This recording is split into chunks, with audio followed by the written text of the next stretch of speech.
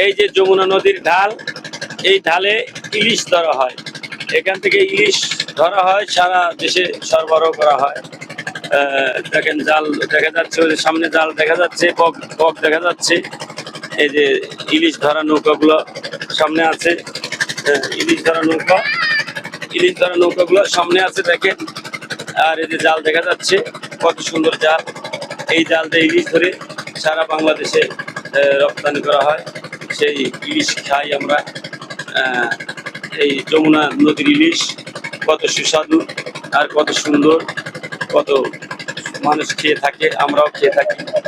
এই যে এই যে যমুনা নদীর ইলিশ ধরা জাল দেখেন। এই যে আমরা সেই জালের পাশ দিয়ে যাচ্ছি, উত্তর দিয়ে যাচ্ছি। আর পানিটা পদ্মা মেঘনার যমুনা থেকে চলে যাচ্ছে পদ্মা মেঘনার দিকে। পদ্মা মেঘনার ঢাল হয়ে চলে যাচ্ছে একদম এই অথাই সাগরে। সাগরে চলে যাচ্ছে, সাগরে প্রবাহিত হচ্ছে, সাগরে প্রবাহিত হচ্ছে। ইলিশ ধরা নৌকাগুলো দেখেন কত সুন্দরভাবে জাল তুলছে, উজানে ফেলে ভাটির দিকে যায়। কত সুন্দর এই পদ্মা যমুনা মেঘনার ঢাল দিয়ে চলে যায়, এই জাল দিয়ে মাছ ধরে থাকে সকল। ইলিশ ধরা নৌকা এখানে আছে, অনেক নৌকা আছে, এদিক ওদিক দেখা যায়।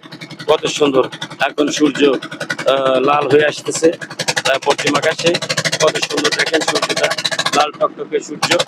আর যমুনা নদীর ঢালে কি সুন্দর ইলিশ ধরা নৌকাগুলো আমরা দেখছি। এত সুন্দর দৃশ্য কখনো আগে দেখিনি, আজকে দেখতে পাচ্ছি। আমরা এটা উপলব্ধি করব যে যমুনা নদীর ঢাল এত সুন্দর, আর এত সুন্দর পানির স্রোত। এখন বর্ষাকালীন সময় তো আরো বেশি হয়। এখন শুকনো মৌসুম, তারপরেও শুকনো মৌসুমেও এই পানিগুলো কত কৌতূহল করছে, কত সুন্দর দেখা যাচ্ছে। এখানে ইলিশের নৌকাগুলো ঘাটির দিকে যাচ্ছে আর মাছগুলো ধরছে। সেই মাছগুলো বাজারজাতকরণ করা হবে, আমরা সেই মাছ খাবো আত্মতৃপ্তি করে। সকল মানুষ যারা কিনতে পারবো, কেনার সাধ্য আছে, যাদের সাধ্য নাই তাদেরও যেন আল্লাহ সাধ্য করে দেয়, তাদেরকেও যেন আল্লাহ ব্যবস্থা করে দেয়। আর আমরা যারা ভালো খাই, ভালোই করি, সাধারণ মানুষের দিকে যেন নজর দেই। সেই ইলিশ মাছের পাশের বাড়ি থাকলে, তারা যারা কেনার সামর্থ্য নাই, তাদের মাঝেও যেন একটি মাছ আমরা দিয়ে থাকি বা দিব, এই আশা রাখছি, এই প্রত্যাশা রাখছি। আমরা সবাই ভালো থাকবো, সুস্থ থাকবো, সবার প্রতি শুভকামনাই রইল।